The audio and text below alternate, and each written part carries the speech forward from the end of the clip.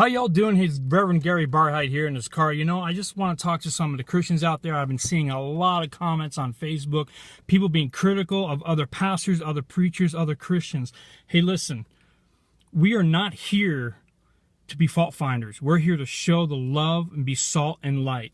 You know, it says in James, let me go ahead and read this out of the New King James Version. Brethren, if anyone among you wanders from the truth and someone turns him back, let him know that whoever turns a sinner back from error of his ways will save a soul from death and cover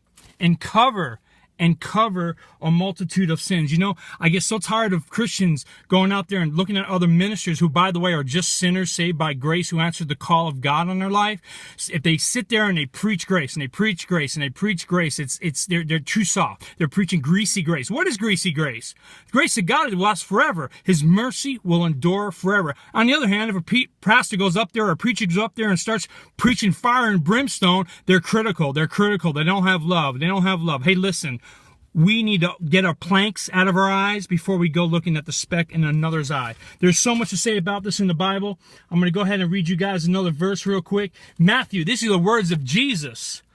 He says if I'm going to paraphrase this, Matthew 18, 15, 17. I'll go ahead and put below in the comments all the scripture references. But in Matthew, Jesus says, if a brother errs in his ways, you go to that person. You tell them his fault. If they don't receive it, you bring by two or three witnesses. You bring a couple other people. You go to them. If they don't receive it, you then take them to the church leaders. And if they don't receive it, then they are considered a tax collector. They're considered somebody outside to be excommunicated from the church. Okay? It also says, if a friend sins against you, listen, you might not know these pastors by their works. You might not know these pastors personally. They're not your friend, okay? A friend is somebody that you know personally. So before you judge, go out there and judge and be critical. Why don't we just start walking in love? Because you know what? I'll be honest with you. If I wasn't already a Christian and I saw all this nonsense that's going on in the world and the critical spirit, I would want nothing to do with Christianity. I would want nothing to do with it. Nothing to do with it, folks. I'm going to read you one other scripture.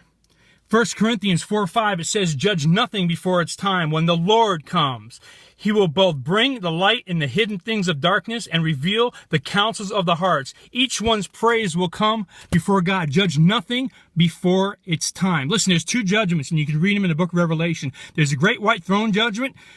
Oh, yes. The great white throne judgment. That's for the unbelievers, the ones who never received Jesus, or the ones who he says, I never knew you. Listen, everybody can know Jesus. You can study about him. You can know him. You can love him. But does Jesus know you? Are you spending time with him? Are you walking in love? And then there's a judgment seat of Christ. That's for the Christians, the ones that were critical, the ones who spoke idle words. An idol is a false god. So if you're speaking false words from your own mind and your own wicked heart, because there's something going on in your life that you can't deal with, you're going to be judged for that. You're going to be judged for every idle word at the judgment seat of Christ as a Christian. I'm going to leave you with this. Two of the most important things a leader or a soldier or a general can speak to his soldiers. There's two important things. The first thing he says and the last thing he says. Let me tell you, the last thing that Jesus said, and you can look this up in John chapter 21. He just restored Peter 3 times because he denied him 3 times. He then went ahead and was walking with John and Simon Peter. And Simon Peter says, what about this guy? What about John? And Jesus rebuked him. He said, listen, Peter, you don't worry about this guy or the other guy. You follow me. So Christians, what we need to do is we need to be leaders. Leader doesn't pull, it doesn't force. It goes out there and leads by example. That's the best way you can win people to Christ in these last days. Lead by example. And I wouldn't be saying this if I didn't love you. Reverend Gary Barheit. You can look me up on Facebook at Gary Barheit Ministries. I love you, and all the comments, please put them below. Peace.